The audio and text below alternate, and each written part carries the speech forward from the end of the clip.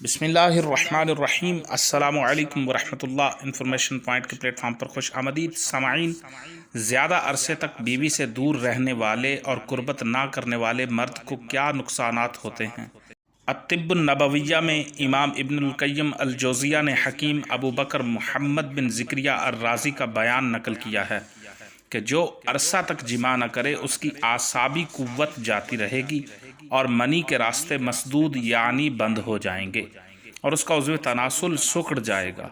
मज़ीद बयान किया कि मैंने एक जमाअत को देखा जिसने खुश्क मिजाजी और ज़ुहद व वरआ के सबब जिमा करना छोड़ दिया तो उनके जिस्म ठंडे पड़ गए और उनकी नकलो हरकत दुश्वार हो गई और उन पर बग़ैर किसी सबब के मुश्किलात का नज़ूल हुआ।